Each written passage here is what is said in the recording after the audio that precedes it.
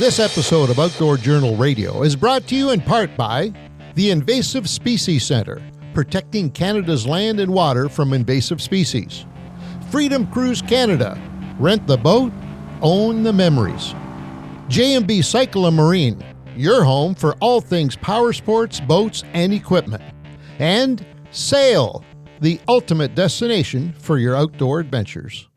Hey, good day, everybody. How you doing out there? And I know it's a different voice for you to hear for those of you who are listening. For those of you that are watching, you noticed that my good buddy Angelo is not with me today. Come on now. Ange had a little mishap the other day. I won't get into it too much because I know he'll kill me if I tell what happened. But had a bit of a mishap, and today was his doctor's appointment day, and we needed to get a podcast done. At this moment, we are getting behind a little bit, and so my main man Dino said, let's pull one off here, Petey, and let's try and do that. So that's what we're going to do today, and so hopefully I can pull through this by myself, and I can keep you with me for a bit here. We can keep you with us, Dean and I. Yes, sir. For a little bit. We're going to do, what are we doing today, Dean? You got something special? Yeah, so we have a build-up. We've been doing all of our fan questions from YouTube now, but we still have people sending them in over email all the time, so we're going to answer a few of those. Right. My favorite, especially by myself, because then, then I don't get swayed by my buddy over here, Angelo. He can't sway my answer and all that stuff. Not that he actually does, but at least you can get Pete Bowman's opinion of it. Then we can do another one. We should do another one with just Ange sometime. The exact same questions and see how that turns out, and never let each other hear each other, and then go for it. That'd be good. So first, a little bit of housekeeping. Obviously, we always talk about fishingcanada.com, shop.fishingcanada.com, store, the merch stuff, all the nice stuff. We sold a whack of them at the Sportsman Show. I mean, mayhem. And we had some old school stuff there too. And I'm hoping that'll stay throughout the on the shelves, so to speak. You know what I mean? Because let's be honest, retro stuff, it sells well, and people they're loving that. Our new logo is great. Our Fishing Canada logo right here. It's an awesome logo, but the old school logo, a lot of people just love that kind of stuff. I love that especially when you get it on the right garment, like a trucker hat or something like that. And these guys say, I want that. I don't know. You see some young kid wearing a trucker hat with an old logo, and you're saying, wow. Boy, that's cool. That's nostalgic. So shop.fishingcanada.com or fishingcanada.com. You can get all your Fishing Canada merch. Listener feedback. So this is not a question. This is just our feedback from @GFear24 via YouTube. In response to multiple Fishing Canada episodes. Yeah, he's probably the biggest stickler we have on YouTube. A stickler in saying... In the sense, if any time we hold the fish a little too long or do some commentary, he's honest, which is good. He keeps us honest. Absolutely. He's always around. Really, eh? Yeah. Okay, well, G-Fear, he's putting a G-Fear into us, I guess is what he's doing. The biggest issue I have with the show is how long you keep the fish out of the water. My rule is to hold my breath when I take it out of the water and get it back before I have to exhale. In my honest opinion, anything longer than 1 minute is way too long and harmful to the fish in the long run. And you know what? I totally agree with that. I think Dean probably totally agrees with that. And Ange agrees with it. Even Volva, not even a fisherman, he knows, he can probably agree more than anybody because he sees what's happening. The problem is, it's not a problem. It's our hurdle is a lot of times we're explaining something. So I got this fish in my hands, and oh my God, it was a great fight. Did you see that? Oh my God, look at the scars on the back of this fish. He's got a great big bite wound in that. And then we just sprayed eggs and all that. And all of a sudden you're caught up in a little bit of a moment. So I think we're pretty good at it. So he must have, he might have. I know Stevie was holding him a little long on that episode that he did. I think it might have been. Was there something to do with that one too? I think it was that one. Yeah. So no offense to Stevie, but Steve's knew it on camera, so that's the thing, right? Steve's doesn't have the experience that Ange and I have, so we kind of know we can shuffle along, move it along, get along, go along quicker, and he'll learn in time. But we agree with you 100%. That 1 minute rule, even that's long. If you ask me, that's even longish. Because try hold your breath for a minute. Right now, anybody's sitting there, just try and hold your breath for a minute, and you're going to say, "Oh my God, that is very difficult to do." You're not going to die. You can make it there. You're not going to die. But so if you can get it back less than a minute, it's for sure is better. Landing nets are a great tool to hold a fish in the water. So, I mean, there are times when we'll just have the fish in the net and talk to the camera, and he's just swimming around in the net waiting. He's got to get the hook out, waiting to go. So that's another way we kind of alleviate that problem. But we get that, and we apologize to that. We apologize to the fish. We apologize to the audience, and every now and then we just get caught up in yepping and yapping, and it's unfortunate. But I don't recall of any time, Dean, that. And you've been on the boat with us a lot, that we've actually held the fish so long, you put it back and it just turns over and dies. No, and that's what I'm wondering about the analogy where, if we were to go underwater, I mean, I think I could probably be underwater for like a minute and a half before I have to come up. Right. A fish, like I've seen them like on stringers for hours, half above the water, and they still are. I think it's a little different. I think it's a little different. Like they can deal with oxygen better than we can deal with water, I think, or air, not oxygen, but air, better than we can deal with water. So it's, I agree, because it's like a carp is a great example. That thing, they friggin' live forever. Yeah. It's unreal, the ability for them to live. But bass, and especially trout, obviously brook trout, brown trout, rainbow trout, you want to get them as quick as you can back in the water, and you hold them in the water while you're talking to the camera, let them recoup a little bit, and let them go. And it's easy if you're on land. In a boat's a little more difficult, but we get you, buddy. We get you, and we will try our best. I'm going to slap Stevie in the hand, and I'm going to beat him. Now I can beat him up because he's lost a ton of weight, so I'm going to try and beat him up a little bit, and we'll go from there. So thank you for that. And anybody else, remember that via YouTube, via info@fishingcanada.com, Facebook, Instagram. Send us, listener feedback. Send us questions. Stay in touch with us. We're happy to deal with it, good, bad, or ugly. So thanks for that. Next, Dean. Conservation Corner? The Conservation Corner. Okay, we got to do a little Conservation Corner. As you've been hearing Ange and I talk about the tench, another invasive species. There he is up there. A pretty beautiful. I swear it looks like a perch. If you put a spiny dorsal fin on the back of that thing, that would look just like a perch, pretty much. But like no scales. Yeah, just like skin. Like a tiny scale perch or something like that, like a mini scaler. There's differences, but that shows you right there. The head of that, for those that are watching, for those that are listening, we have a picture, and you should try and maybe pull this out. Or do we have it on our site, that same picture? I believe we do, yep. Yeah, so if you look at that picture, look at the head of that fish right there. And that looks exactly like a yellow perch. To me, it does, anyways. And I've caught a lot of yellow perch in my day, so I could, mistake that for it. So people might think, oh, look at this perch. Oh, it's nice, and you caught it and you throw it back. But you got to remember, I'll read you the little blip that we have. The tench is a medium-sized, deep-body fish with small scales, as you can see, rounded fins, and a single barbel on each side of the mouth. There's a giveaway right there compared to a perch. These striking olive-colored fish were brought into Canada illegally in 1986, and were then escaped and made their way into the St. Lawrence River, which is a great pathway for a lot of them, an easy pathway for a lot of invasive species. Although not established in the Great Lakes, they have been spotted as far south as the Bay of Quinte in Lake Ontario, which is an area that I frequent a lot, so I'm going to keep my eye out for them. They're highly adaptable in new environments. They compete with native fish, like the small fish like minnows and bullheads, suckers, et cetera, et cetera. And of course, they eat all the food that those fish eat too. So they can outcompete in a big way, and it's typical of all invasives when they call it an invasive species. There's a problem with that. You know what I mean? They come in there, and it totally disrupts the environment, and they can wipe out stuff. Certain fish can wipe out other fish species, our main fish species. So to learn more about tench, including how to identify them, visit the Invasive Species Centre website. You can, if you see anything, report them. It's an invading species hotline, or eddmaps.com. eddmaps.com, and help keep our waterways free of invaders like the tench. Come on now. And what do we got now, Dino? In the news. In the news. This is a good one.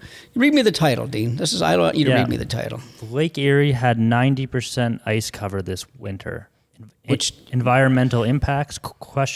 Yeah. That's what you'll see on the website. You're going to see this. So it is on the website. Dean and I were talking about this earlier on, and I'll tell you a little story after this too. Dean, you don't even know about this story yet because it just happened yesterday. But for a lake like Lake Erie, one of the Great Lakes, any of the Great Lakes, but we're taking Lake Erie. This is when the National Oceanic and Atmospheric Administration satellite data looked at. Thank you. NOAA said that 95% of the ice was covered on February 18th in 2025. So that's not that long ago for us. It's obviously reducing now because of the warmer weather, but it hit the peak of that cold spell. But for a lake that size to freeze almost over is absolutely insane because, I mean, anybody that lives along the Great Lakes here, for those of you that don't live near us, we'll drive all winter long along the 401, that corridor, and you'll look out to your south, to your right or left, doesn't I mean whatever right side of the road you're on, and you're going to see the waves pounding on these windy days. It's open water 24/7, 365, right? You don't even see ice going out 25 feet off the shore, sort of like that. So for a lake like Erie to freeze almost over is absolutely insane to me. I don't know. And you looked up some stats for other lakes, right? Yeah, other Great Lakes. Because I remember this time last year we were covering a story that like 19% of the Great Lakes were iced over, and there were all these like environmental concerns because of it. Right. So this year, in history, the only one to ever ice over is actually Lake Superior. Which is surprising because it's by far the biggest, but it's also the most north. Yeah, but it's the deepest too, isn't it? Isn't it? It is the deepest, yeah. Yeah. So I don't know, like if you compared Erie's depth to Superior's depth, does one freeze faster or easier than the other? I don't know. Yeah, like, I mean, if probably you put them holds both its temperature easier, right? Yeah, I mean that north means a lot, right? Lake Superior starts at Sault Ste. Marie and goes north of that, so it's up there for sure. Yeah. So 1996 was when Superior froze over completely. Wow. Lake Michigan's best year was in 2014 with 93%. Lake Huron in 1996 had 98%. Wow. Lake Erie, it froze over completely in 1978, 79, and 1996. So I guess it has frozen over before, just like Superior. Yeah. And then Lake Ontario's best year ever was in 1979 with 86%. Okay, so Lake Ontario is the least amount of ice of all of them. And Michigan is the farthest south, and it froze over more than Lake Ontario. I don't know. I mean, they're so big. Lake Ontario is kind of round, so maybe because of the wave action that's always going on there. Like I said, when we look out, you always see white caps out there. It's forever. And then with nowadays with the way winds are all the time, I can't see how it would ever freeze over again. Does water move more through Lake Ontario because of the river, or is there more? That's a good question, but I'd have to say, oh God, I mean the south end of Superior comes into St. Mary's River. Yeah, true. A lot of flow there. All these lakes they have their certain amount of flow, but the eastern basin of Lake Ontario would be moving into St. Lawrence River, so that might get a little bit more. But that's one of the areas that freezes over, which is part of my story here. So, one of my question to anybody, you too, Dean, is would the water levels be more affected by snow melting? So lots of snow with not very much ice in a winter, you know what I mean? Versus lots of ice with very little snow. What would the water levels be? I've got to think lots of ice would make water levels higher because snow is like almost all air. So the runoff of snow, I'm thinking the runoff of snow going into the rivers, into the creeks, off the shoreline, into the lake, because Lake Ontario is low every year now, lately. Yeah. It's ridiculous. So what I've read, and they mentioned it, they quoted a scientist in this story who was saying the main reason that lots of ice creates higher water levels is because no water can evaporate in the winter. So you're not losing any water. Okay. So I think that's a big That makes factor. sense. And if it was a warmish winter with no ice, maybe the water could evaporate. So that makes sense. Okay. So I've always wondered about that because the levels are nuts all the time now, right? So and flooding and all that kind of stuff. So, anyways, that's all on fishingcanada.com, our news story. If anybody wants to check it out, it's kind of interesting when you start reading that kind of stuff. You like Dean and I did. We say, hey, what about Lake Ontario? What about the rest of the lakes? And you start seeing all these lakes that have done it and have froze over and haven't, and et cetera, et cetera, et cetera. So, that's it. Hey, Dino. Yep. And this brings us to Our main segment. Our main segment, brought to us by Sail, brought to you by Sail, brought to everybody by Sail. Everyone for fishing and hunting and camping and everything outdoors. And I haven't been to our sale in about 2 weeks, so I'm hurting. I'm jonesing. Yeah. I've got my. I'm going to go in there. I think I'm going to go in this weekend. Actually, just get it prepped up. I know every week now they're putting new stuff on the shelves, and you got to get in there before everybody else buys it up. All the spring stuff's probably in there now. Probably getting in there right now. The graphic. Yeah, the old Sportsman Show time and all that kind of stuff, right? So I think everybody's prepping up for the big sell and all that stuff. So brought to us by Sail. Head over there either at one that's close by or at sail.ca, and tons of sales at Sail all the time. Come on now. Okay, so do you want to read the questions to me, or you want me to read the questions to you? Us? I think you can take them if you want here. Right. This one is specifically for you because this is not my wheelhouse. I'm excited to learn a little bit about this. Okay. All right. So the first question we have, ladies and gentlemen, boys and girls, children of all ages, Adam Hopcroft. I love that name, Hopcroft. I've never heard that name before. I love when I hear new names too, by the way, so that's cool. Via email, any tips on reading side imaging? Go. You got her up there right now. So this will be beneficial for people to be watching this on YouTube versus just the podcast, but I will try and explain it as best as I can in a quick fashion. I didn't really use a whole lot of side imaging until about 4 or 5 years ago, and which is crazy that you'd think I would have. I used it here and there, but I just didn't use a lot of it. And then I got thinking, it's insane. I got this tool in my boat that is a perfect way to figure a whole ton of lake around you. You got to start using it. So I started using it. So the first tip I would give anybody is put your fishing rods down. Maybe don't even bring your fishing rods out. If you have a cottage lake especially, leave the fishing rods in the dock. Don't even think about fishing for now. Keep your GPS handy and your side finder handy. And the GPS handy, you don't even need the GPS handy, but that's for marking waypoints. And basically get the best transducer you can. A better transducer gives you a better image. So Garmin's World is a GT54 and a GT56. The 56 is a better unit. It costs more money, but it gives you a much better picture, especially with side imaging. It gives you that really clear, good, strong signal, good shadows, good everything else. So, and then basically, I like to go just above trolling speed. I get up a cup of coffee and I just sit there and I start driving around the lake and I just start going back and forth and to and fro. Going, obviously you're looking for points or anything on the shoreline that gives you an indication there's something good. But this image right here behind me, for those listening, it's showing a very nothing bottom for the most part, farther out, especially on the right-hand side, but closer to where the boat is, there's a bunch of marks, a bunch of rocks. So that's the kind of your first indication. You're just looking for something different. Look at it like if you were looking at a desert, and then there'd be an oasis there. That's where everything would be, the little water hole, the little trees and all that kind of stuff. You're looking for these little clusters of stuff that are out there, and you're not necessarily looking for fish. I look for spots first and foremost, and then I might look for fish afterwards, but usually these spots have fish on them. So that's basically all I do. I set the contrast nice and high because I like a contrasty look. So in this picture here, you're going to see good contrast, meaning the blacks are really black, really dark, and the lights are really light. So there's a whole big variance in there. Sometimes it takes away from the picture. It takes away from your ability to see fish sometimes. But when you dial it into what your eyes like to see and then go from there, and you'll see it on these.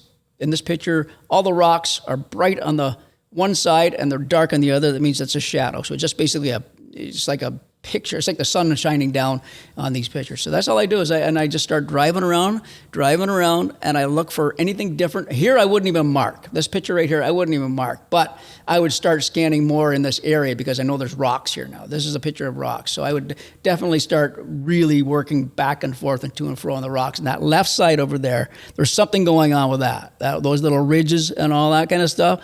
It might be a point coming down. It might be some weeds over there. There's something going on there versus this side, there's not a whole lot going on. So I would maybe take the boat, turn left, and start driving around there and scanning. And as soon as you see something good, you drop a waypoint in. So is there any other pictures on that? And you can actually, you can tap on the screen where you see something and create your waypoint there. I'll do that right now. Yeah. I'll show you with this picture right here. So in this picture, this is a shot I took. This was a GT36, a GT36 back in the day. So Actually, that's still a modern. So that you see that on the left side, it says a GT36UHD plus GT8HW.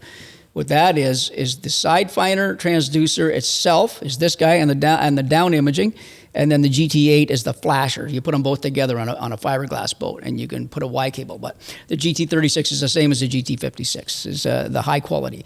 What this is the left circle for those that are looking. The left circle is actually a muskie. And I only know that, not because I can identify it here, it's because the lake has muskie, walleye, largemouth, and smallmouth on it. And there's no walleye in that lake that are that big. That's a big fish on that thing. That's a muskie up well off the bottom, and the circle on the right is showing a shadow. So basically my beam is scooting down like this. It hit the muskie, and boom, over there it leaves a shadow. That shadow between the muskie and the shadow shows you how far off the bottom that fish is. So that fish is a good casting fish. That fish is a good trolling fish. It's something where your bait is up off the bottom. But that's exactly what it is. Now, what Dean was saying, if I saw that fish and I wanted to mark a waypoint, I would touch that fish icon, and then the screen pauses, or I'd pause the screen. There's a pause button in the bottom left you see over there. Touch that icon, and then on the top right, there's a little thing that comes up that marks your waypoint, and you would touch that to mark your waypoint. Do not touch the mark that'll come down on the screen here. There'll be something that says mark on the bottom of your screen, because that marks where your boat is.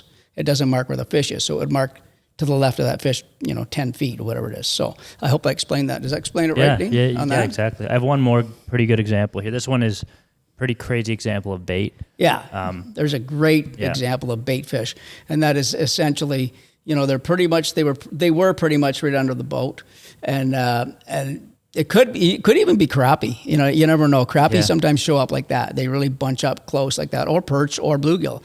But it's definitely small fish. It's not a school of big fish right there. You can just see the tiny little wee marks. So easy to see in that black area. That's the water column. Basically, the water going down. It's just kind of a black area that you just don't worry about the bottom of that black area. Just worry about everything in between you and that black area, because it shows up even better than over here. So, but that's another great example of bait. I wouldn't mark that with a waypoint, but I would definitely be looking around for more schools of bait like that, looking around for fish around this area of the bait. So it's just a great tool to cover water and learn all about the water. And then, like I said, if you have a fishing rod in the boat, you're going to have a temptation to cast and cast and cast. Well, in the case of that muskie, it's justified. But if you're just looking for structure, bait, and all that kind of stuff, mark your waypoints, then come back and cast, or just leave the rods in the locker or on the deck, and then come back and say, okay, let's fish this area now. So yeah, and we do have an article on the website that breaks all of it down. It has like screenshots, like a bunch of them that we kind of break down and tell you what's going on, and it's pretty helpful. There's another tip: take screenshots. Learn how to take a screenshot on your unit, no matter what unit you're using. But on the Garmin's, basically on our Garmin Echo Maps, all you have to do is push and hold the home button. So it's on a touch screen. You push and hold the home button, and then all of a sudden the screen freezes, and then a couple seconds later, boom, a JPEG file has been saved to your SD card. And then when you have all these images, throughout the winter, throughout any time, even that night, you go home, I got to see what that was, and you put it back in your computer and you take a look at it. And it's actually fun. I do it all the time. I take screenshots upon screenshots, and then I go back and say, look at that. Or you send it to your buddies. Say, look at this, what I saw the other day. Where was that? I know I'll give you one quick instance where side finding without seeing fish. I was bass fishing in October or November up north of here, a couple hours north, and I just drove the perimeter of this bay, and I marked everything I could see. So there's weeds and rocks, basically. Mark. I went about 4 or 5 waypoints, went back to the first one. I fished it, and I was live scoping it. I didn't see anything live scope, and literally on my 6th, 7th cast, I caught like a 6-pound largemouth. And that was strictly to do with side finding, nothing else. I found it. I could use the live scope to see where I was sitting on that rock pile, but that 6-pounder came because of side imaging. So. Yeah. I'm bad for it. Now that I have live scope, I have trouble switching away. It's the hardest thing in the world. Yeah. It's the hardest thing to get away from, but you still have to. Not have it and take like an old like my old one out and just try. Yeah, it's a good idea, but you get very reliant on live scope. There's no doubt about it. There's just it's part of the modern day fisherman now. If you want to use it. So, but hopefully that explains a bit about. I mean, side minding, we could talk about that for an hour. I mean, all the items in fish finding, but we'll move on from that. That was from Adam Hopcroft. Thanks, Adam. Next one is from G. Yates again. Is it? Or is that? Do we have? Oh yeah, you're right. He's. I didn't realize he double dipped. G. Yates, look at you, from YouTube. Question for Ange, Pete, or Dean. So good. This would be a good one for. Oh, this is a real good one for Dean. What is your favorite outdoor themed book / movie / TV show? Besides Fishing Canada, of course, and what do you enjoy about it? Do you want to take some shot at that, Dean? I can do the books if you want. Sure, so I got one book, but I'll let you take that one. Sure. I have a couple here. The first one I recommend to everyone, even if the question isn't about the outdoors, but a Sand County Almanac by Aldo Leopold. It's like he's kind of like the godfather of North American conservation. So it's not really a fishing book, and it touches on hunting, but it's more. He was the first one to kind of put into words the idea that we should treat nature like we're part of it and not something above it. Oh, wow. And that kind of translated into all of our conservation policies we have now, like only take a small amount, that nature has intrinsic value instead of just monetary value. So, a bass is worth being alive even though you can't sell it for money. That kind of idea. Wow. It's a really good book and it's well written. Like I read it almost every year. It's incredible. Really? Yeah. Then cool. The River Why is a novel. I think there's actually a movie. I think I've never seen it, but when I looked it up, Amber Heard is the lead. Johnny Depp's Amber Turd. Ex-wife. Yeah. The one who was in the. So if you want to see her, she's in there. No way. Yeah. But the book's amazing. It's a bit of like a deeper book, I guess, like lots of philosophy and stuff in it. I don't know how cheesy they made the movie, so maybe me recommending this is kind of cheesy, but it's definitely worth reading. And then the last one, A Good Life Wasted. I actually found this when we were moving out of the old Pine Post studio. Yeah. When we were cleaning up like the upstairs area where all the tapes were, I found this in there, and Ange just let me have it. And I read it. I didn't think it would be... Had you ever heard of it before? Never heard of it, no. Okay. But the cover was kind of interesting. I have it on the screen there, but it's like a wine glass sitting on a rock. Good. Yeah. Yeah, and it's about guiding. And it says on the back, the quote was, what happens to wild people when the wilderness is gone? And it's about people who are like immersed in the guiding industry and immersed in like natural resources, but then the area becomes more modern. And I think it's based in Montana. They're saying the wild people being the guides, et cetera? Yeah, the wild people being the guides, and then, somewhere like Bozeman going from like a town where lots of like guides would be to like a city where people are just... Okay. So it's a pretty interesting book. Cool. Over 20 years as a fishing guide. There you go. There's 3 of them there, folks. The only fishing book that I would recommend anybody, and it's only because I've read very few of them, is, believe it or not, is Roland Martin wrote a book years ago. Roland Martin's 101 Bass Catching Secrets. And it's just because I read it so long ago, it stuck with me, you know what I mean? It's kind of like one of those books that just, and you see so many different, Roland's so good at everything he does, you know what I mean? And from anecdotes to truth to all stories, it just doesn't matter. He just, I remember one, he had how he catch a spinner. How would you catch a bass, Dean, vertically away from the boat with a spinner bait? So you want a vertical fish from me to you away with a spinner bait. Probably flip it, let it get to bottom, and like rip it up like a... But it works vertically as long as you want it to. I have no So idea. he fluked that. What he did one day, he was fishing a row of trees and casting the spinnerbait under the trees. And finally, one went through the tree limbs and it dropped in the water. And he goes, "Oh my God, I got to get it out of here." And he caught a bass doing it.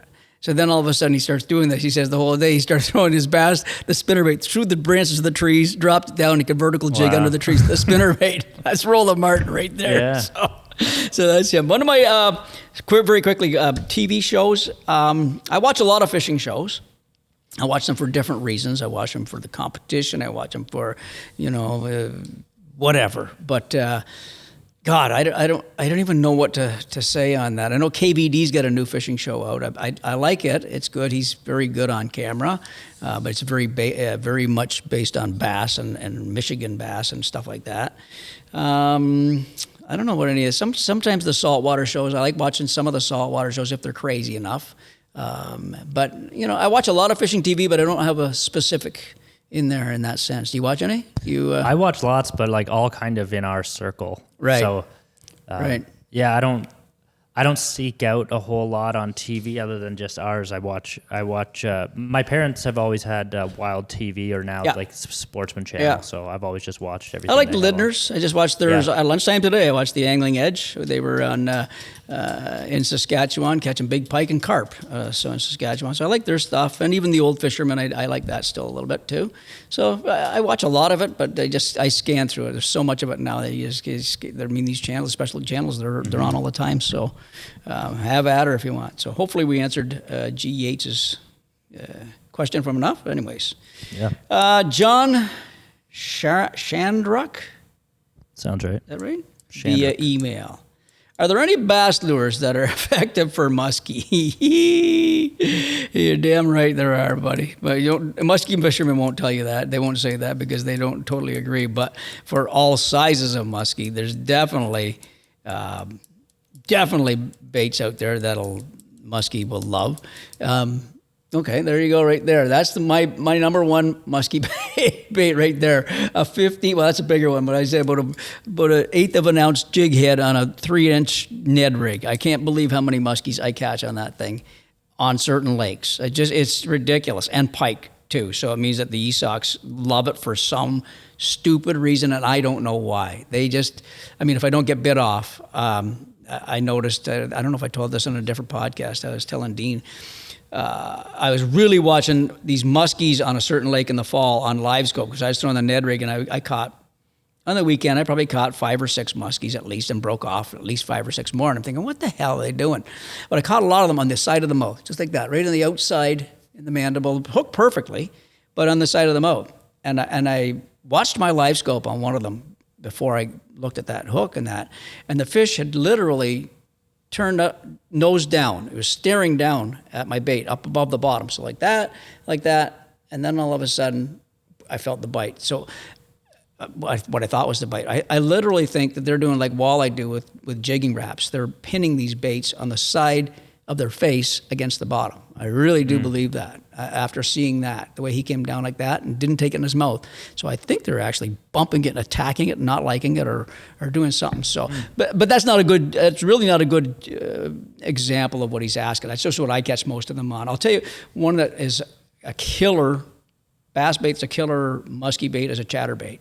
They friggin' love chatterbaits. There's something about that, and they doesn't have to be a giant-sized chatterbait. A half-ounce, something bright, usually that yellowish color, but it doesn't really matter color either. And they just love chatterbaits, and then bass-sized jerk baits, like 110-millimeter jerk baits, 120-millimeter jerk baits, that kind of stuff. They just kill that stuff. So have they made a chatterbait that's like massive like that? Yeah, I saw one. Sale used to sell one. It would destroy your arm. Yeah, I would think it would too, but I never tried it, so I can't really say. There's Z-Man makes one called it's a larger sized chatterbait. I can't remember what they call it. There's a name for it, and it's got a big blade. That's what it's called, a big blade chatterbait. And it has much bigger blade, even the same weight, half ounce, and they go up bigger, 3/4 and even 1 ounce. But and you can feel the difference between that one and let's say a 3/8 ounce. You can feel the difference quite a bit. So I can't imagine what a musky one would do. But I've often said, why don't they get more musky style chatterbaits out there? Because I'll tell you what, in the smaller versions, the muskies crack them. Now again, they're not big muskies, the ones I'm catching. I'm not catching these big St. Lawrence fish on that, although I have done that too. But yeah, and a spinnerbait's another good one too. So a bass spinnerbait. I'm sure if it's in front of a muskie and he's hungry, he's going to crack it anyways, right? Yeah, so, sure. But I'd say a chatterbait would be probably the best one. So hopefully that answers John's question. Caleb McAllister via email. Caleb, I love that name. Caleb, what do you guys fish for during the shoulder seasons, e.g. March and April? when ice fishing is closed and open water fishing is difficult. I just remember the story I was going to tell you about ice fishing, and I forgot. Yeah. We're talking about Lake Erie. Before we get to Caleb, I got to tell this story because it's very interesting. Reno Viola stopped in the office yesterday, and he said there's a warning on Lake Ontario right now as we speak that warning all ice fishermen to be very cautious in the, I'm going to call it Bath, but I don't know where I say Lake Ontario and from Kingston out to Lake Ontario. So on that shoreline, you know what I'm talking about, Dean. Yep. I don't know if people can picture this, the southeastern part of Lake Ontario between there and Amherst Island. There's a big island out front of Bath area on Lake Ontario, and it freezes. This is a gap that freezes every year. And they're warning ice anglers that there's going to be a gigantic ship that is going through from St. Lawrence River to, I believe, in Bay of Quinte, maybe to the cement plant or wherever it's going, and it's going to break up all that ice. So if these guys are out there and they launch on the mainland, they get out there, take their ATVs over towards the other side, they're going to see this giant ship coming, and he's going to break up all the ice and all the access that they have back to the land. Wow. So I've never heard of that before. You know what I mean? So could you imagine seeing a giant ship? It'd be terrifying. Yeah. But what about the people who like aren't online? I don't know what they're going to do. Maybe there'll be a cop there warning, stopping them because the boat launch at Finkel's or something like that. Yeah. Maybe there'll be some police, which they should do, probably have police say, hey guys, by the way, if you're going to ice fish, you better do it right here because you don't want to get out there past, because they can get back. They would have to go onto Amherst Island, and then they would have to drive all the way back to the east end of Amherst Island, and then they could take the ferry back with their ATV or their snowmobile or whatever they'd be on. I don't know what the hell they get on it, depending on their modes of transportation. But yeah, that was interesting, and I don't even know what that effect would have. You know how like water underneath the ice does that. A big ship like that, it puts huge waves out. Now, I know they don't go fast when they're breaking ice, but it's got to do something. It's got to affect something, right? Oh, I'd imagine it would affect it all the way into the bay. Like, even if it's just pushing ice to the cement plant, all the way down the lake, you'd have effect of that for sure. Yeah, there's got to be some rolling effect and maybe breaks the ice, and all of a sudden you're on a berg that floats out, and you're in trouble, and all of a sudden there's no way of getting back to any land whatsoever. That's terrifying to think about. So hopefully nobody gets caught on that. But anyway, I just thought of that when Reno said that. So back to the what do you guys fish during the shoulder seasons? Do you have anything, Dean, that you do? I do lake trout in March. Last year, I don't know that I did. This winter, I think late March is probably when I'm going to be able to do it. But the lake trout in the Great Lakes are always open. Yeah. And that's the only time of year I like to go for them, is like right when the ice is out. You can get them casting, and you can get them, I downrig them more towards like mid-April, but they're in like 40 feet of water, 50 feet of water, and they're like everywhere.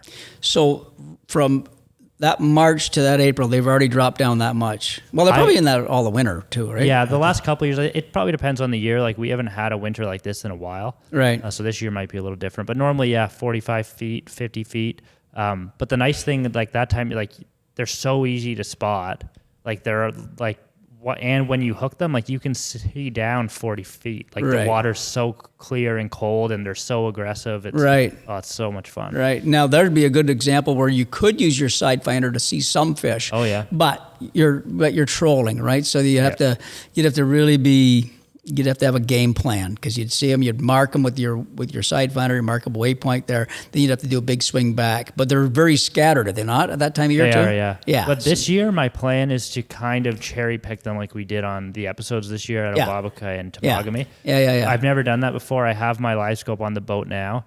I think that would be so much fun. It should work the exact same. I mean, they're not. I don't think they're going to be cruising at any high breakneck speeds, right? Mm-hmm. I don't think so. You look around, you see one or two fish, you go and try and pop them off, and then you learn what the bigger ones look like versus the smaller ones, because there's smaller ones, but Lake Ontario's got some massive beasts on it. You know what I mean? So we did that thing in February last year. We took the boat out in February, and that little warm spell we had, and it was just a trolling bite, but oh my God, it was about 50 feet of water. It was 50 feet deep. the fish were varied in depth going down, but yeah, we cracked them good. I almost do the same thing as per the question is, but I concentrate a lot on pike at that time of year. So when the ice goes out in the end of March, and boat launches open up, as long as the boat launches are available and open up, if they're private, then they have to, obviously open and be available, which they usually are. But I try to go for pike at that time of year. So even one of our first ones that we always do, Mikey Burris and I, is the Napanee River. Mike's been onto that for years.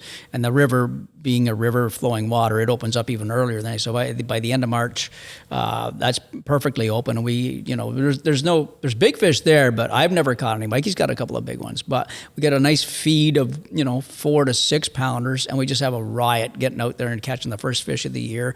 And when it gets good, when you have that right day, it's typical of pike fishing, and they can be just loaded. They can just fish everywhere, and you're catching 20, 30 fish days. So it's a nice way to break up or start the spring from the wintertime. So that's pretty much my favorite way of doing it. I would do bass if I could, and you can, but I don't know how. I don't know where they are at that time. That's my stump. In April, my God, it's the best month of the year for this Zone 20 extended season. It's unreal. But in the end of March, I can't get them in the end of March. If anybody wants to take me out, guide me fishing, I'm there. I'll go largemouth fishing, and in the end of March, I'm in. So hope that answers the question. Next one, Jake Thornton, via email. Sorry, a little pause there. I'm just thinking of stuff. Have you guys ever witnessed someone poaching? And if so, what did you do about it? As a matter of fact, I did. Wow. I don't know, you can't call it poaching what he was doing, but he was illegally fishing is what he was doing. So I went into a spot one time and I saw a guy, and at first I didn't think anything of it. There was a bunch of people around the shoreline. They were all communicating with each other. And I didn't think anything of it, but I was fishing close to them. And then all of a sudden I watched one of the guys, and he's got a float out there, and he's fishing with a float. Well, he's pan fishing, cool. And then all of a sudden, I see another float. He looks at another direction, and he goes to another rod, and he had another float. So he had 2 rods, fishing 2 rods in a 1-rod zone. So basically, all I just did, hey, buddy, you're fishing illegally there, eh? And of course, no offense to anybody here, but of course, it was no speak English. I don't speak English. I don't know what you're talking about. He took me 5 minutes to communicate with him, but I finally just said, hold my fishing rods up. 2 rods? No. Boom. 1 rod, yes, like that. And he went back to fishing, and then, of course, I was around the area, looked back later, and he was doing it again. So I called the MNR right there. Tips MNR, I think is what it is. I'm not sure. You can get it as soon as you pull up on the internet. You can get the number. And although I don't think they came, but I did know the vehicle they came in, because there's only one boat launch in that area, and there was only one other vehicle there aside from mine. So I took down the make and took pictures of the car, and then gave the license plate to the MNR. Never heard anything back about it, but I did call it in, because you know what, piss on it. I'm not afraid to call it in. You don't want to go up on the bank and start fighting with these guys, especially when there's more than one of them. You don't want to get yourself, probably beat up or worse. But yeah, if you ever come to these situations, don't be afraid to call the MNR on them, because what they're doing is illegal, and no matter who it is, I mean, rednecks to lawyers to everything in between. If they're illegally fishing. Have you ever seen it, Dean? You ever seen anybody? I've never seen anyone poaching. I have kind of an interesting story from a tournament, though. So I started tournament fishing when I was I think 12 or 14, too young to be able to do it on my own. So I would always be like a co-angler in these pro-am tournaments. And at that age, I think people normally didn't want to partner with me, probably because you're getting like a kid in your boat. Right. But anyways, I was with one guy, and we were struggling the entire day, and we had 4 fish in the boat. If the tournament ended at 4 o'clock, it was 3:20 when I hooked one and brought it in. It was 10 inches. There's a 5-fish limit? There's a 5-fish limit, okay. Yeah. And in most tournaments that I've been in, 12 inches is the absolute minimum. You can't bring anything in that's less than that. And I knew just by looking at this that this was not 12 inches. But he was like, why don't you put it in the live well? We only have 4, it's not going to hurt. And I was like, well, it is going to hurt. You do get penalized. And I didn't want to do it, but it was his boat. He was the pro or whatever. So we put it in the live well, and at weigh-in, he gets called over, and they say, this fish is 10 inches. We're disqualifying you like half of the weight. And he was like, oh, like the kid really wanted it. Like he caught it and he was so excited. He wanted it in the boat. And I was just standing in in the audience. Like, are you kidding me now? Like it made me look so bad. Oh my God. So I had to go up to, I knew the guy who was running the tournament at the time. And I explained it to him and Thank said, God. by the way, like that's not what happened. I don't know how seriously they took me. Cause I was like 14 or something. But that was pretty bad. Yeah. I would imagine you sounded pretty sincere and all that. Yeah. But that I just can't imagine why a quote, not the pro. He's probably not a pro. If he's doing that, he's not a pro. Yeah. That's for sure. But this older tournament fisherman even telling you to do that. I know. Like, I don't even get that because there's a penalty. Yeah. Like as soon as the end of your weight is combined, no matter which fish you guys catch, right? It's both your weight. Yeah. I'm assuming, right? And if we're doing that bad, like just weigh in 4. You don't need a little dink. Because what happened is you got even less than 4. Yeah. Your 4 weight after that, right? Yeah. So you're penalized. You put your 4 fish in, and then they take away whatever penalty is on that little fish. So that wasn't too brilliant either. No, so I don't know if that's a poaching story, but but it's a good story. It's a breaking good, the rules it's story. and it's a good reality check for people that it happens all the time, stuff like that, right? Yeah. Some people just don't give a shit. They just go for it. But that's the only thing I don't think I've ever seen anybody, even in my hunting days, I don't think I've seen anybody shoot anything illegal. Yeah, that's where it's a little sketchier. On the water, it's not as scary, I guess, Right. if you have to call someone in or have like a confrontation with someone bote to boat. But Right. in the woods, that's where you'd be nervous to see something you're not supposed to. Yeah, exactly. Especially when you want to call them out and they've got a 30-06 in their hand or something like that, right? You know what I mean? It's kind of like, oh, what do I do now? So that's when you would call the MNR right then and there and be quiet about it and don't even let them know that you've called the MNR or something like that. Like, don't threaten them or anything like that because, it could get pretty ugly. So, but I guess it's a good closing on this question is that it's good that we haven't seen a whole lot of it. It means there's a lot of law abiding because we've seen a lot of anglers in our days and a lot of hunters in our days, right? And for the most part, they seem to be doing everything legally, at least. So, which is a good thing. So, we'll leave it at that. On that one, that was from Jake. Thanks, Jake. Travis Delaney, hey, via email. Is tungsten really worth the cost over lead? Tungsten's a big thing now, right? Are there certain scenarios where you would say it is more necessary? Well, I don't use a whole lot of tungsten. It's very expensive compared to lead, and the reason a lot of times I don't use a lot of tungsten is because it's easy to lose. It's as easy to lose as lead.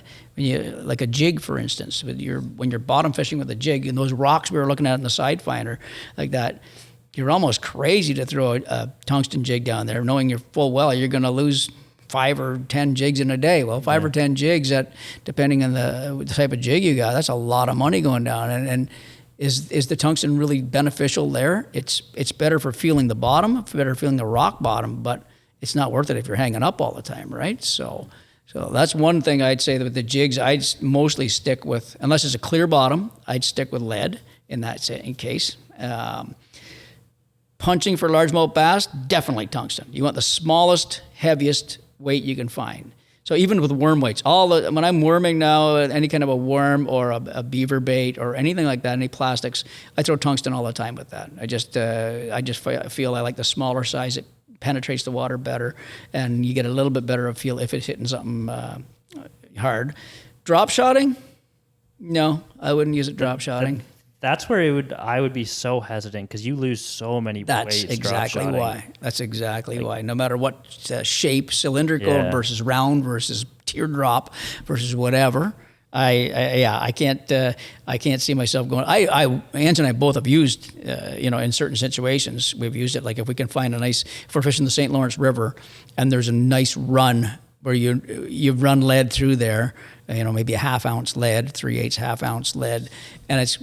Yeah, we went through there 2 times to snag free. Then we might drop a tungsten down maybe because it's a little thinner, it's a little smaller, it'll flow with the current maybe a little different, just to try it a little different. But if it's in any kind of an area where there's jeopardy, you're going to catch lots of snags and all that stuff. Why do it? You know what I mean? So, and if it's tungsten, I'm going to tie it on. I'm not going to use the little clip in the bottom. I'm going to make sure I tie it. At least if it's going to break, it's going to break fully off, and then I'm going to make every effort I can. So tungsten definitely has a benefit to it. Like chatterbaits, they're making them out of tungsten now. I don't know what kind of benefit that's going to be. It maybe cut the water a little different, but I don't really know. Yeah, I don't know. I honestly, I wonder if it's a marketing thing sometimes. No, because I really do like the worm weights and the stuff like that. I really, really have gotten used to using that because it's such a nice, compact, slick little weight, nicely colored.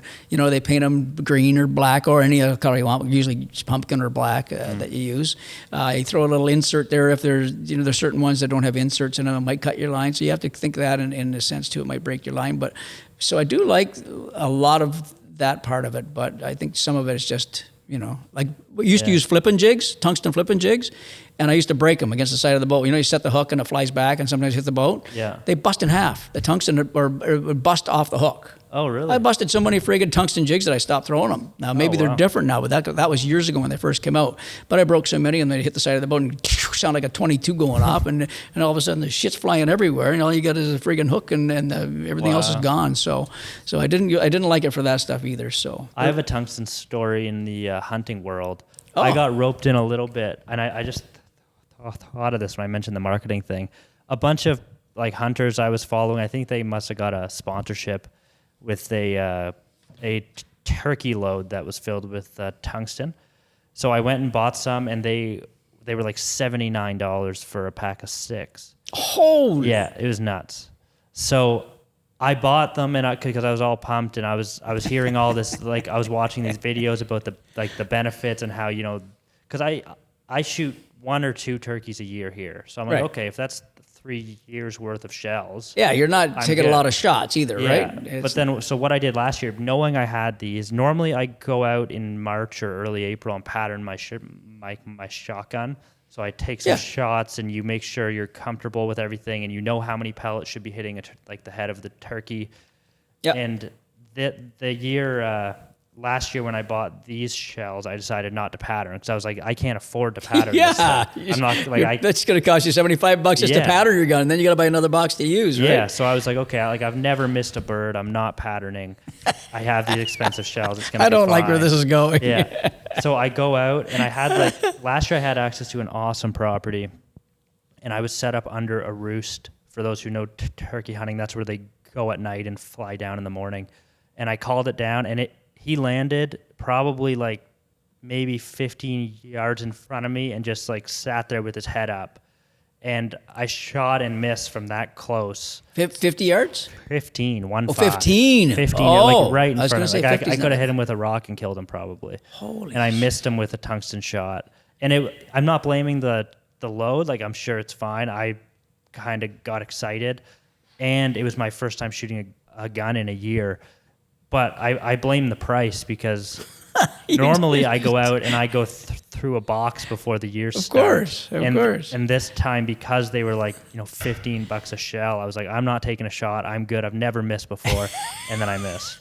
That's a great story. So I'm anti-tungsten now. Do you think, because I'm assuming that tungsten reacts different than lead, reacts different than steel, like all the different shots, they all probably work a little different, right? Bismuth, isn't there bismuth shot too? Yeah. So I'm wondering if that pattern was so tight on the tungsten because they're so small or smaller and hard. Maybe it went out just like a bullet, like a slug, and you had to be dead on that turkey's head. That's what I'm kind of wondering too. Like, or maybe they blasted out. Maybe they're so small they disperse, like I don't know the reaction. Yeah, that's weird. So I don't know what happened, but I know for sure I'm patterning every year I go hunting now. I'm not doing that again, and I'm not using those shells. No, not tungsten. Well, that's great. Hey, somebody's got to make money, right? God, that's freaking amazing. Okay, so hopefully, Travis, the tungsten talk, we didn't give him a whole lot, but I definitely do recommend it in certain scenarios. So Wade Callahan via email. Can you go in depth about leader material, i.e., when the straight braid okay, fluoro, versus mono, wire versus titanium, etc. I can quickly hit into that one for you. It's I use all three. So of all four, because straight braid definitely can be a benefit to you as well. So straight braid would be obviously your lightest leader. That's if you're in an area where I might get a pike or something like that, but it's probably not going to happen. I'd run my straight braid, or just no leader at all with fluoro. But it definitely is stronger than a fluoro, et cetera, et cetera. So, but the main leader materials. So fluoro versus mono. Well, I don't know how to explain that one, because most freshwater anglers don't use mono as a leader anymore, but a lot of saltwater anglers do still use mono, and they use big mono. They use 100 pound, 200 pound, stuff like that, 300 pound we've seen, and it's big and it's thick and it's ridiculous. So, but I would say for freshwater situations, fluoro versus mono, I would use fluoro just because of it's a bit of a stiffer material. You don't need the stretch of mono in there as much as I don't believe you need as much, because it's only going to be a 16-inch piece if you're casting, at most 16-inch piece. So fluoro ties well if you're going to tie knots. There's certain special knots that you use for that. Otherwise, you want to crimp some swivels on there or something like that, swivels and snaps on there. It's all about line size, right? I was talking to Oliver Nye there after he did his podcast with us, asking recommendations on, because he's done musky stuff and he's done lots of largemouth and smallmouth stuff in Canada. I was saying, what do you use for your fluoro leaders up in Canada when you're worried about muskies but you're fishing for bass? And he was giving me some good recommendations. So, but it was always about fluoro for that kind of stuff. Wire versus titanium. The biggest problem with wire, it's great stuff, but it kinks. It's the only bad part about wire leaders. If you can deal with kinks or cut them off and put a new one on, then go with wire, because titanium is more expensive, it's harder to get, et cetera, et cetera. Wire, we use those ones in Peter leaders up in Mackenzie River. It was, what pound test did he say that was? They were like 50. Oh no, they were for mako shark. Yeah, I think it was kind of shark leader. So it was really heavy duty. His swivels were real heavy duty locking swivels, and a heavy duty or snaps and a heavy duty swivel as well. So, and they worked really great. Being that heavy, they kinked, but they didn't kink too badly. So if you can use wire leaders, I'd say get quality. Any leader you need is quality. You have to.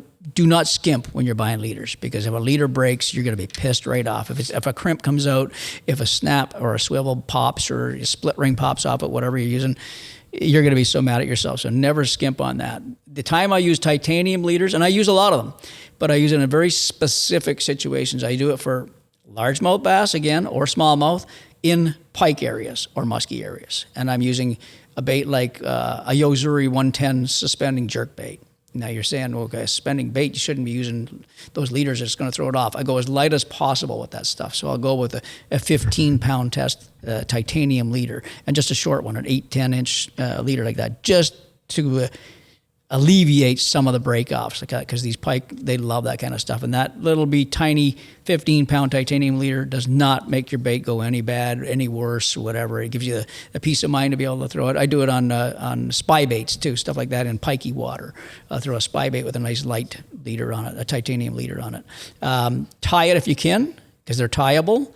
If not, then you can tie on a little snap or a little swivel if you want, and then it makes it easier all around from tying. Instead of tying your line to the leader, you tie your line to the swivel, which is attached to the leader. So, I hope that helps. I don't know. Did I explain that? What knot do you use to tie it? Because I find if you use a knot that has to tighten on itself, it kinks the line right at the bait almost. On titanium? Yeah. Well, the thing is, you don't tie any knots tight. Your loops are all... It looks, if it was a mono or fluorocarbon, you'd say, what the hell is that knot? It's not going to work, and it wouldn't work. It would all come out. It would fall apart. But you tighten them up as best you can, but when it feels like it's stopping, maybe a little touch more, but do never try and tie the titanium so that the loops can collapse on themselves, so it really tightens up. So you're going to see that figure eight. If you buy that titanium Not too kinky, that wire leader. I don't know if it's still available or not.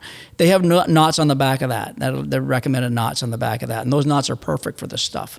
And just keep that in mind that you do not over tighten them. That's the biggest key to it. So don't be worried. It will not come undone. Once you pull it tight and cut it off, cut your leave a tag end, it will not come undone, even though it looks like it's loose. So if that's a great question, Dean, because that's what most people probably don't even want to try it, or when they tie it wrong. So so hopefully do you think that one? Yeah, no, that's good.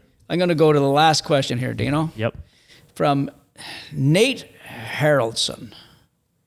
Okay, Nate Haraldson says, didn't say from YouTube or whatever, so we'll say Nate from the good old Napanee. How's that? Napanee Nate.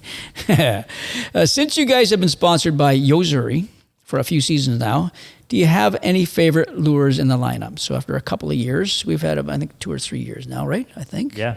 We've had, as long as I've been here. Yeah. So I know with Angelo, he's not here, but I guarantee you, it's the twitch bait for sure, without a doubt. If he was sitting here beside me, it'd be hands down. He'd already said it and he'd already explained it because it'd be that fast because he loves it that much, and justifiably so. It's a great bait. So I know there's 2 twitch baits that I know of in the lineup. There's the 3DB twitch bait, which is the freshwater, and then there's one called, I think it's the inshore, which is a saltwater version, a beefed up version with the saltwater hooks, and we've used both. The saltwater one we use on big pike up in the Mackenzie River. We use it up there, and we used it on stripers. In the Miramichi. Yep. Miramichi. And then anything in the north here, when we're throwing up for big smallmouth or whatever. He does like the 1 ounce size the most, and that's the biggest of the freshwater version. So if you're looking for them, the biggest freshwater one in the 3DB version, and then there's the same size in the inshore, and there's one bigger than that even. It's a Mongol of a bait. It's a big one. But I know, and colors, we get this. I don't know if there's a floating model. There used to be a floating model. I don't know if they do that anymore. But they are slow sinking. So that bait is called the slow sinking twitch bait, 3DB or the inshore. You can't go wrong. Any of the colors. It's all about the action of that bait. And it works with a leader, works without a leader. It's just a fantastic bait. So I know Angela picked that one. Dean, you got one? Yeah, mine for sure. I mean, recency bias for sure. But the bait we used on Lake Obabacoff, the 1 knock, right? Especially in that purple color. I went to sale right after that and bought every single one they had. So I don't think it's available anymore, but that's the one I like. Sold out. When you see a sold out, so no, it wasn't a 3DB. It's a 1 knock. Oh my God! It's the Rattlin' Vibe, isn't it? Yeah. Rattlin' Vibe. So it's a rattle bait, and as Dean says, it is actually a really good bait. It's a little different sounding than a regular rattle bait too, right? It's got one beat in it, right? Yep. I believe. Yep. That gives it the 1 knock. So the first ones that came out were rattle traps. Everybody probably remembers the rattle traps. People even call rattle baits rattle traps or whatever. It seems to be a nickname. And if you hold one of those tight and shake it, it's all kinds of beads in there, right? There's all kinds of noise. Well, this is taking a direction away from that. In that there's some silent ones too. There's some without beads in them, but what Dean's talking about is the 1 knocker. Tuk, tuk, tuk, tuk, tuk, tuk. It's got more of a, it's not louder. I wouldn't say it's quiet though. No, it's definitely still loud with that one bead. It's not quiet, that's for sure. I've seen when that 1 knock stuff doesn't work though. We had regular ones versus the 1 knocks in the fall, fishing largemouth last year, and the more rattles you had, the better it worked. So the regular Rattlin' Vibe worked better than the 1 knock in that in the same colors. Oh, it wasn't a color. Yeah, I don't know what it was. That was a weird situation. So was that little high pitched rattling turning them on more, or was it something else or was the big knocking turning them off? I don't know, but it was definitely a difference. We noticed the difference. We said, wow. What is that? When that's what you do when you're out fishing. When one guy is doing well, or when you're doing well, and you change things up and not do well, and that's the whole thing about angling. For me, I got a few of them, but I'll knock it down to in the world of bass. I love the 3DB 1.5 MR crankbait. It is just a great little all-round crankbait. It's small enough for any species, you know what I mean? But it's big enough yet you can crack some big fish. And it dives about 6 or 8 feet deep. Tons of colors. The perch pattern's really good. There's a couple of white patterns that I really like. I like it especially on largemouth, smallmouth, and walleye. It's a great casting bait in the weeds. So when you're in weed beds 8 feet deep-ish and you want to throw a crankbait, it is the perfect crankbait for that situation. I don't know what it is about it, but they love it. It dives perfect. The action's perfect. You can run it nice and slow because when you're casting for walleye, it's a really slow wobble to it. So I say that the 3DB 1.5 MR, and MR means medium runner, by the way, in case you're wondering about that. And then the other one is, I wrote it down because I keep screwing this up, the 3DS 4-inch minnow. I love that for pike, for early pike. It's a smaller jerk bait, smaller than the 110, and it's just got some kind of a different action to it.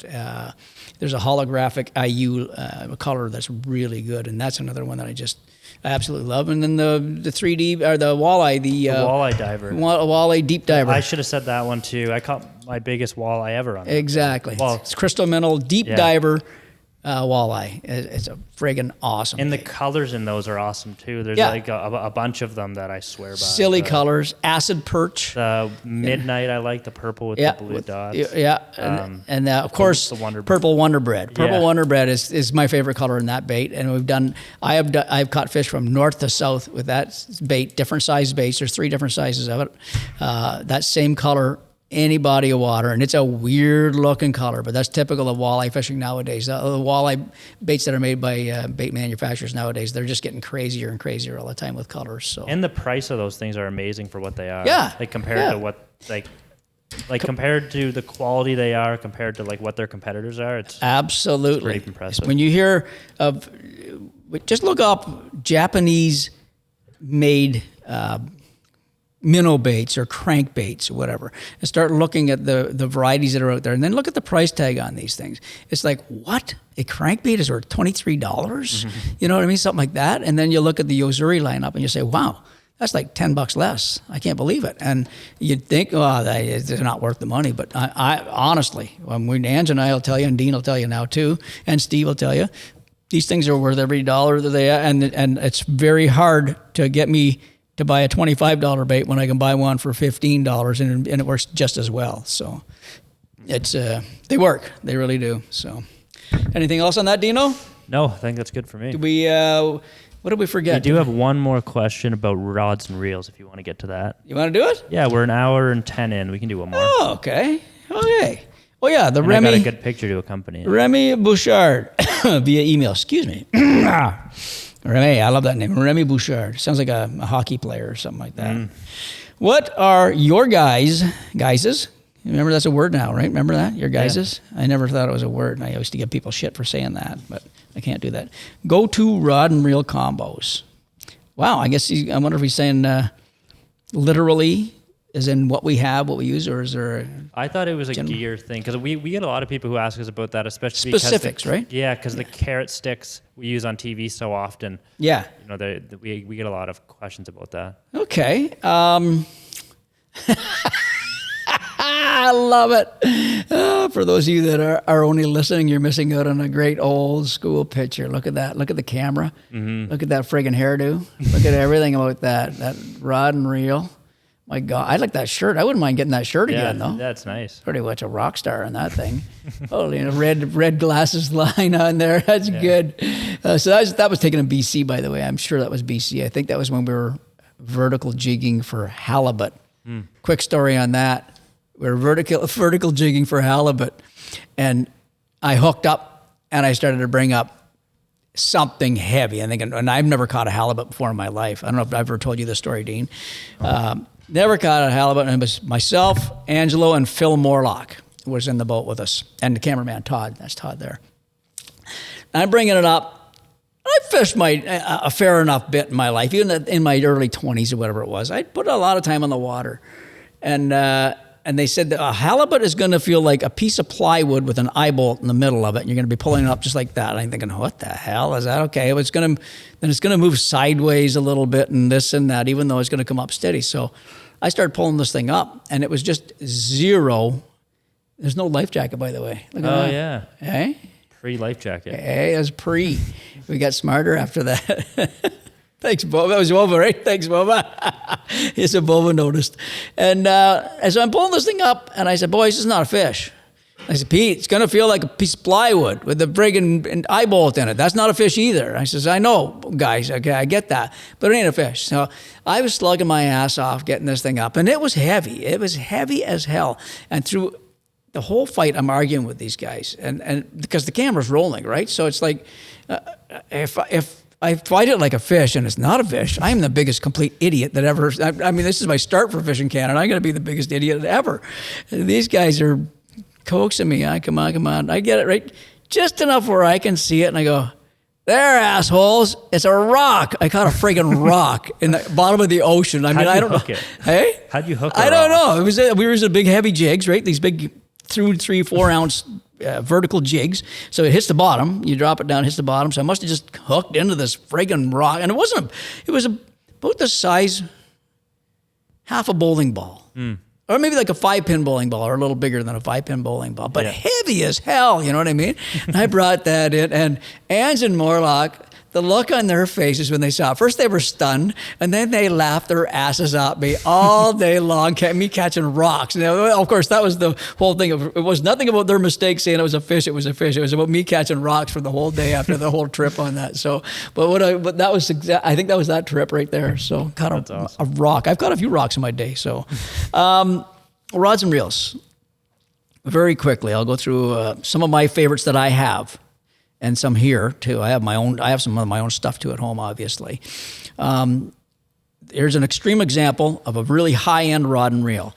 Of a Daiwa Steez rod and a Daiwa Steez reel. Bait casting reel and a bait casting rod. It's a heavy action bait caster. And honest to God, if you have a lot of money to pay for rods and reels, because this outfit back in the day, a long time ago, would be like $1,000 for both. Like it's not a lot nowadays. It's still a lot, but it's not, the peak of it all now. But I'll tell you what, that is one of the slickest rods and reels I have ever used. It's a specific, it's a heavy, 7.3 heavy. So it's definitely, you're throwing jigs with it. I throw heavy beavers with it, creatures with it, stuff like that, and craws. But for sitting there and having smoothness and for having feel and the whole 9 yards, that thing is so sweet. I mean, and when you buy a rod that expensive, whatever, the guarantee is amazing on it, because I've had a couple of mishaps with them. It's been replaced twice. I'm on my third one, and it doesn't cost me a cent since. So that's something to keep in mind, is a good warranty. Well, you know about good warranties on rods and reels too, right? Yeah, that's what I go for now, especially traveling like we do. Like you've been doing it forever. Yeah. But like putting stuff in the rod tubes and putting them like in and out of aluminum boats all the time, like you just break so much stuff. Yeah. So I feel like the warranty's a big part of what I look for now. For sure. And you know what? There's some good warranties out there. You just got to look for them. You got to talk, the higher end you go, of course. I think St. Croix's got a great warranty, right? One, Shimano's got a good one. I'm sure they all do. I don't know. Loomis, they would have to. I mean, with the high end stuff like that. My favorite rod in my lineup right now is very specific. Again, rod and reel. I bought a couple of years ago, 2 or 3 years ago, I was pissed off with my chatterbait fishing. I could not hook a fish properly. And I was throwing, what I thought was at least something I could use to hook up these fish. And I couldn't do it. So I bought an Evergreen chatterbait rod. Specific. The company's called Evergreen. And the day I bought that rod, and I got a 13 fishing reel on it, a concept reel on it. And that is probably my favorite rod and reel combo right now, bait casting wise, that I have in my boat. And it has changed my chatterbait fishing so much. One rod, the reel, not so much. It's just a good reel. I wanted to put a good reel on that rod. And that rod has changed my fishing so much for chatterbait. My confidence is through the roof with that. So that's another, if this is what he's looking for, is that kind of stuff. Carrot sticks, I'll give you one on the carrot stick. You see us using these things all the time. That's because it's whatever's left over in the inventory. There's not that we know of any more new ones out there available or whatever. We've had good luck and bad luck with carrot sticks. Bad luck is breaking a lot of them. You get a certain line of them because they made different models and all that stuff. And we cracked a lot of them throughout our time. But the one that has lasted the best for us is the 8-foot extra heavy. So it's a bait caster. It's an XXH XF is what it is. It's an extra heavy, extra fast, 8-foot swim bait rod. And it was designed for bass in the U.S., the bass guys in the U.S. And it sounds extreme, and it is an extreme rod. For bass, I rarely use it for bass. But for pike, it is an incredible rod. We brought that to the Mackenzie River. That was one of the rods that Angelo and I had. We had 4 of them out there, and we still have them. The beauty of that rod is it's still lasting. I don't know how it's lasted because it's the stiffest rod we have of them, so you'd think that it would just snap as soon as something caught it or hit it or whatever like that. They have lasted for us forever. You put a bait casting reel with 50 to 65 pound braid on that rod, and that thing is money in the bank when you get throwing the right thing with it. I will throw an A-rig with it too. That's my A-rig rod. So, but it's that's the one carrot stick that I swear when those ones are gone, I'm going to cry because I don't know why. I would never think I'd throw an extra heavy, but in this case, it's a beast of a stick. So well, we abused them last year. Those might be the only ones left. I think we broke 3 or 4 last season. Did we? Steve broke a few when we were on the Mackenzie. I know that. But we had those ones. I think we had. Yeah. You guys had probably the smaller ones, and a spinning rod went. I know that. Oh yeah, we cracked them things like crazy. So you got anything that you recommend to anybody or? So I fish mostly the. I fished St. Croix forever, and I've kind of experimented with a lot of their line, but I do the Premier, and then I pair that with a Shimano Ultegra. They're both like middle of the range price-wise, but because those are higher-end brands, you get the good warranty. Yeah. I find I've went higher than that in St. Croix line in terms of like price point, but I've never found a massive difference. So the Premier, I think, is like right where you still get the quality, but you're not paying just insane amounts of price just for the name. Because St. Croix, you can get up there in the $600 range too, right? Yeah, for sure. They're musky rods for sure and all that stuff. But they do make a great product for sure. Yeah. I will give you reminded me Shimano. I was going to say if you're looking for a really good reel that's decent money, a spinning reel is there. The Stratic is still a great reel. The Vanford's a little more money, but the Stratic is a great reel to buy. They just run so the reels nowadays are so friggin' smooth that it's ridiculous. Like when you get into that quality range of a couple $100 or whatever in that in that area of, they are so slick. And you say, wow, this reel 10 years ago would be $600, sort of thing like that. So they still make those. They still make the Stellas and stuff like that are probably close to $1,000. But and they're worth it if you can afford it. But not too many can afford that. So the one I used to love, and I still have a couple of them, but I think my dad uses them now, and he's like obsessed with them. Is the Quantums with the trigger on it? You know those spinning rods with the trigger on the. I do remember something. Somebody out there's got to know what I'm talking about. I do remember that. It was like so you could cast with one hand. You could like flip it open with a trigger and cast, and then. Oh yeah. Yeah, I remember those. Oh my God, they're old. Oh, right? so old. Yeah. He still uses. He loves them. Yeah. Yeah, all the companies had that for a while. I do remember. That's when we were with Shimano, and we had that little trigger. Actually, a pretty slick little idea. Yeah. But you don't need it, but it is a slick idea for the one-hander, right? So. Yeah. Anyways, that was Remy Bouchard via email. Thanks, Remy, for I'm starting to put a French accent on that already. It's a slight French accent. I think he'd do appreciate that. You know what I mean? Hopefully, I bet you he would. Remy, he's got a French name. So thanks to everybody for their questions. Thanks for everybody that's stuck with us and listened through this stuff. Hopefully, we've answered a few more of the questions. I'm sure you got a bunch more, Dean, that are waiting in the queue. As usual. That did a dent of like a week's worth, but. We get a lot. That's a week. We get a lot of people writing in. I do have a contest announcement though before we sign off. Yeah. So J&B last week when we were at the Sportsman Show, we kind of kicked off the Mercury Avatar, the 7.5. So J&B Cycle is giving that away. Nice. In partnership with us. So we're really excited about that. We actually had it in our booth at the show. It's such a cool motor. So, is there a retail value on that? Do you know a retail value on that motor? Yeah, I think with our dollar right now, I think it's over $7,000. So there you go, folks. There's a prize for you right there to get a unique little piece of machinery that, from what I've seen, and after talking to Rob and Cameron and guys like that have used it and been around it, it's a pretty solid, piece of machinery, right? It works really well. It's light. Remember how light it was? Oh yeah. As light as one person, you can carry it like a normal 6 to 9.9. A 9.9's a beast to carry. They're heavy. A 4-stroke, when they get their full of oil and all that, they're a heavy motor to carry. They're a great motor, but they're heavy to carry. This is a great alternative, you know what I mean, for people that, maybe a small dude like me, women want to carry a motor, you know what I mean, and a small little 14-foot or something like that. The thing I like is that it actually opens some doors. I know when I lived in BC, this was more common in BC, but lakes that don't allow motors on them, like gas motors. This actually opens up a lot of doors. Can you do that though? I believe so.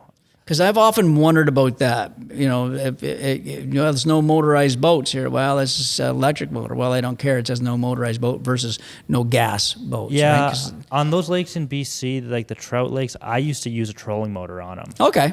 And I know there's a little conservation center in Orangeville. I forget what it's called, Island Lake or something like that. Mm-hmm. It's they do bass tournaments on it, but there's no motors allowed, so it's just the trolling motors. Can they put a bass boat in there and have the motor out of the water sort of thing? Yeah, you can. Really? Yeah. See, because that's kind of, what if there was a gas leak or something like that? You know what I mean? There's always that. Yeah. But I like that, because I think that's what, if they just would allow you to do that, that'd be great. Give us access to a lot more. But interesting. But anyways, for those, this motor will go anywhere, because obviously if it's a motorized boat is allowed no matter what, you can take that anywhere you want, even if the gas is not usable or whatever. So, and that's on fishingcanada.com. And there's a bonus code I got for you there. Bonus code, here it is right here. Okay, and the bonus code for that particular motor, is that correct, Dean, for that giveaway? Yep. This week's code will be SPRING. Spring has sprung. That is all capitals, SPRING. Spring. Come on now. Type that in and get free 10 entries towards that beautiful Mercury motor, electric motor. Oh, I want that motor.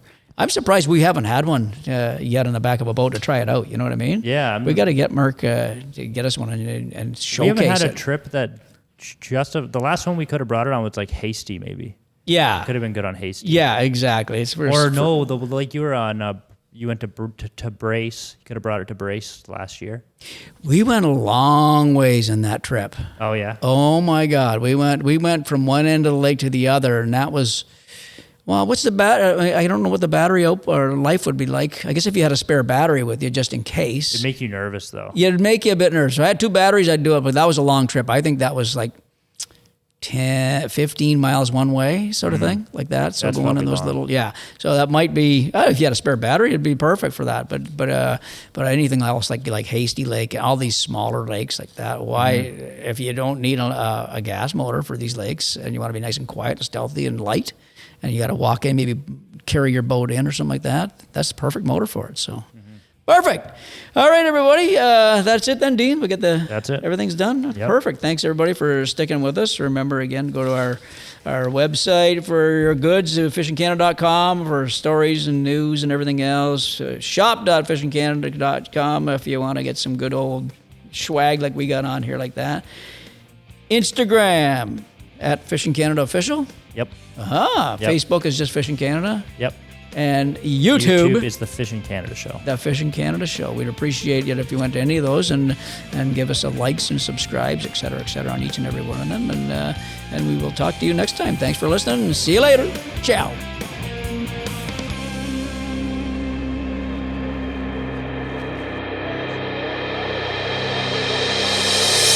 This episode of Outdoor Journal Radio has been brought to you in part by the Invasive Species Centre, protecting Canada's land and water from invasive species. Freedom Cruise Canada, rent the boat, own the memories. J&B Cycle and Marine, your home for all things power sports, boats, and equipment. And Sail, the ultimate destination for your outdoor adventures.